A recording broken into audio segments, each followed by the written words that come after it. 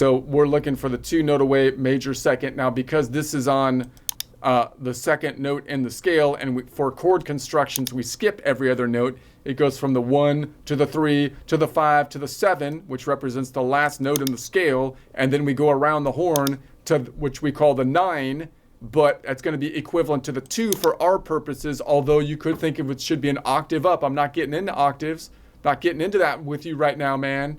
It's just going to be a 2. Why don't you want to get into it? Because I know it too well. That's why. And anyway, we're going to go then to, so that's going to be it. So then we'll say 2-note away right here. That's going to be it. Let's do that. All right, so if we're starting on the A, we go 2 notes away on the same string. We're right there, boom, boom, going to the B. There's the sound we're looking for. All right, what if I go up a string? If I go up a string, it's gonna be back here. And if I go up a string, I have to look for the inverse distance. So if I'm looking for a 2-note away minor second or major second, the inverse of that would be 12 minus 2 or 10 notes away. So let's count that out. It would be 5 going up to here, and then I'll call it -5, -6, -7, 8, 9, and 10. Let's count it out on the guitar here. -5, -6, 7, 8, 9, 10, boom, boom. And so I can go dun, dun. So top to bottom would be a 10-note away minor 7. But if I go from the A to the B, bottom to top, therefore, that would be a 2-note away major second or a 2-note away major ninth from a chord construction standpoint. So that means that if I go up one string, the 2-note away major second is going to be 1, 2, 3, 4, 5 frets back. And it's useful to note that that 2-note away major second is the same inverse distance, has an inverse distance of the 10-note away, because that's that minor 7, which sometimes you might be looking for that kind of, like if you're doing like that bluesy kind of thing. So it's like that inverse distance might be useful to remember, or you might recognize that shape from this going this way as the 10-note away. Okay, in any case, so except if you cross the fault line. What happens if you cross the fault line? Well, you can only cross the fault line if you go up one string. If you're on the B string, so if I was on this A and I went up one string, crossing the fault line to this B, it would actually be a further distance because this tectonic plate moved to the right. So the rule is, if I go up one string, the 2-note away major second will be 1, 2, 3, 4, 5 frets back, unless I cross the fault line, which would only happen on the B string, in which case if I go up one string, the 2-note away major second or 2-note away major ninth will be 6 frets back, which will be just out of reach typically. Okay, so let's go up 2 strings. Let's go up 2 strings. If I go up 2 strings, I look for the 2-note away major second. I have to look for the inverse distance, which is 12 minus 2 or 10, which is going to be 5, 10. So if I do it here, we're going to say it's going to be 5, 10, boom, boom. If I go top to bottom, 10-note away minor 7 from B to A. Therefore, if I go from A to B, bottom to top, 2-note away major second, 2-note away major second.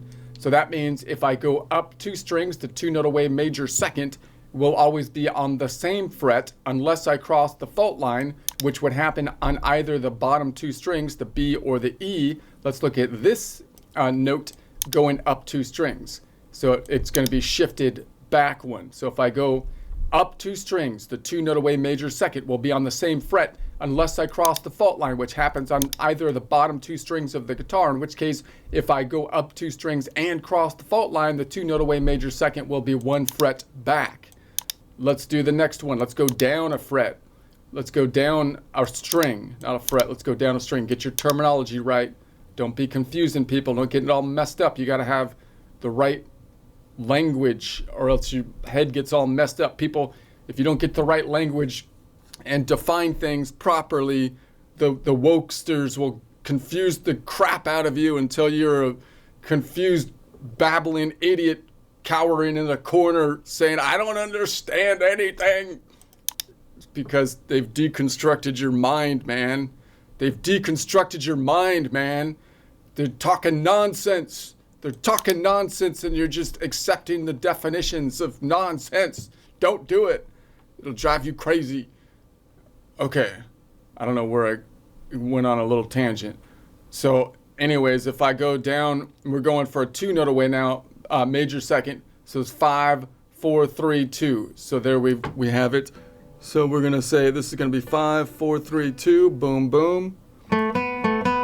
So there is that one. So that means that the 2-note away major second or 2-note away major 9, if I go down one string, will be 1, 2, 3 frets back unless I cross the fault line, which would happen on the A string here, which just fits in here. So, in which case it'd only be 2 frets back.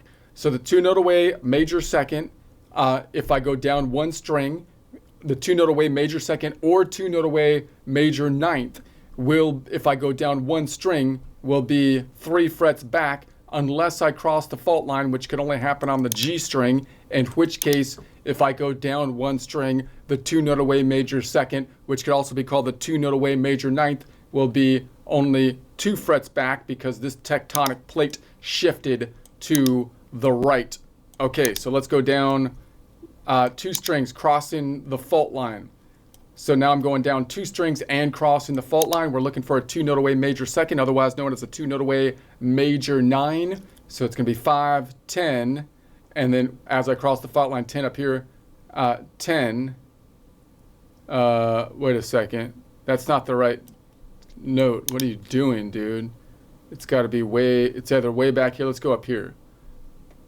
For crying out loud. For silent sobbing's sake. Stop confusing people. You're supposed to be helping. Okay. This is gonna be 5, 10, and then 11, 12, and that's gonna be the octave. You could bring it back to 0, and then 1, 2. All right, so let's do it from here. So 5, and then 10, and then 11, 12, there's the octave, and then 1, 2 up here.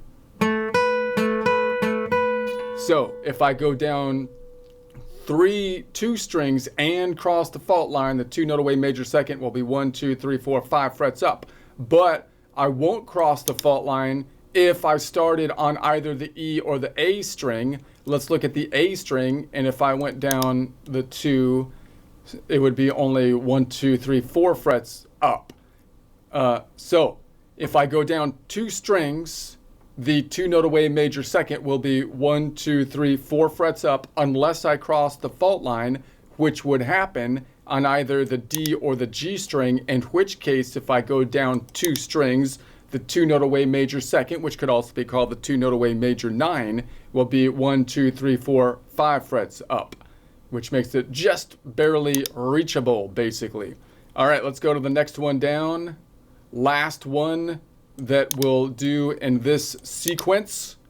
So if I go down 3 strings and cross the fault line, 2-note away major second, this would be 5, 10, 15. 15 minus 12 is 3, minus 1 brings us down to 2. That's where the B is. Let's do it here. 5, 10, and then 15. 15 minus 12 is 3, minus 1 brings us back to 2. So then if I go down 3 strings and cross the fault line, the 2-note away major second will be on the same fret. But if I don't cross the fault line, which would happen only on this top string, could I go down 3 strings and not cross the fault line, in which case it would be 1 fret back. So the rule would be, if I go down 3 strings, the 2-note away major second, which could also be called the 2-note away major 9, will be 1 fret back unless I cross the fault line, which will actually happen most of the time, because it would happen on the A or the D string, which are the only 2 other times that I could go down 3 strings. And if I go down 3 strings and do cross the fault line, the 2-note away major second, which could also be called the 2-note away major 9, will be on the same fret. So okay, we've tried to cram as much in as we can right there. Let's